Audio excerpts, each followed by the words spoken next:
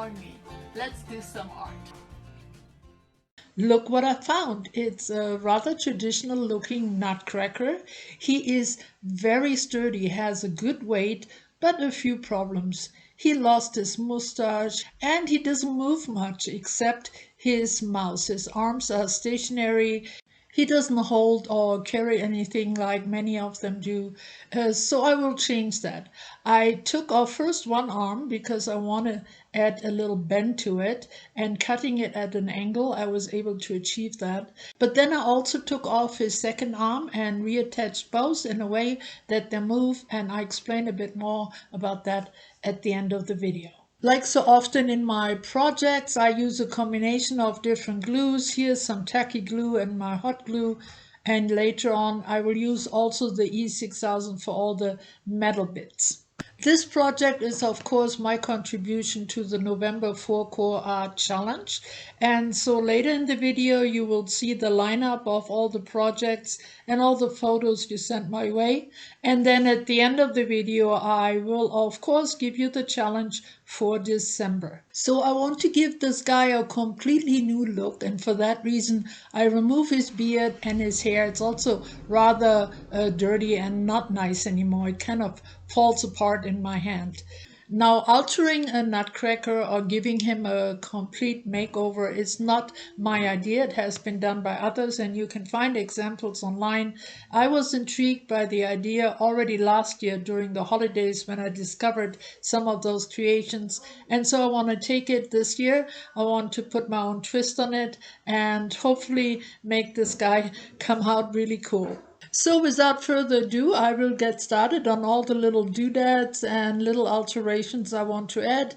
I will, like always, put anything you need to know in the captions. I'll turn you over to some music, but I will be back with you towards the end of the video and give you a very good close-up of the final result. Enjoy!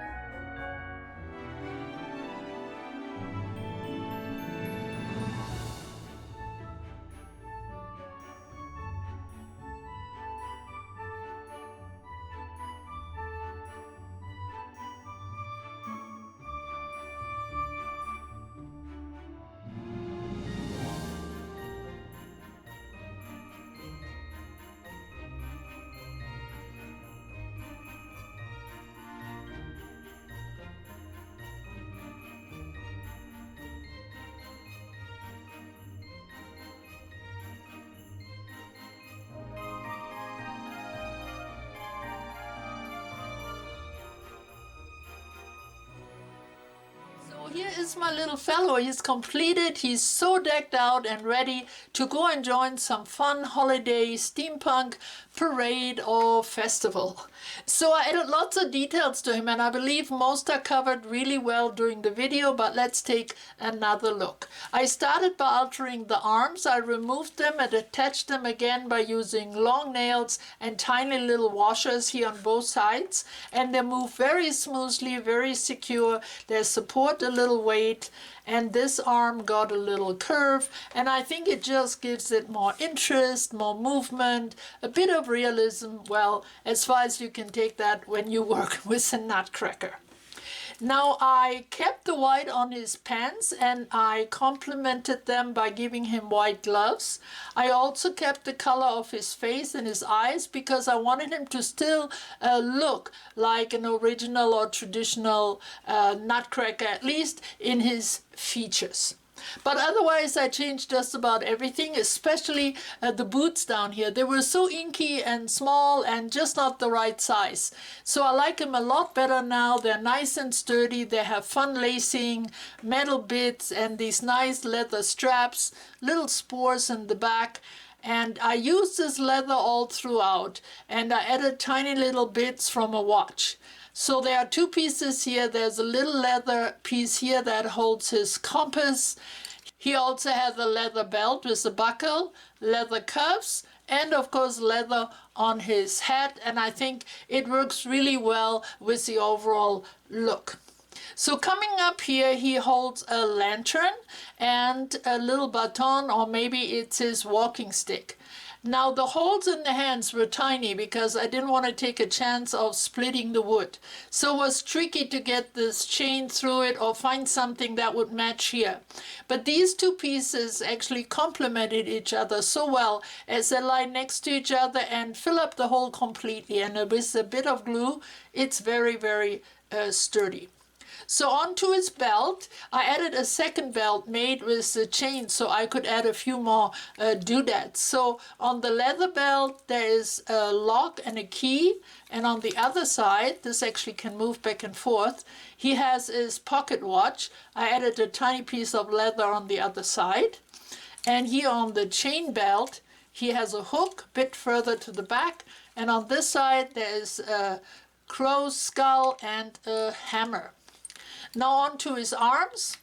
Here is a little chain with a crystal. On the other side, a pocket with a chain. Here, of course, the baton just has these little gears and beads on the top. Then a little bit of textured metal right here. His nice shoulder decoration with the chain. His buttons and these little stripes which were part of an old watch, and these are bead caps. And then of course his mustache and his beard. Now attaching these things was very fiddly, and of course I had to use something that remains flexible, especially on the beard, because I wanted him to still be able to open his mouth, and as you can see it works very smoothly. So I used the same technique for his hair, which is a bit crazy, but with a lovely, cool haircut or hairstyle. And just to add a bit more interest to his face, I gave him a monocle. It's just a tiny little silver ring with a chain. And then, of course, his hat. It got lots of detailing. Aside from the leather, it got, of course, the goggles that go all around.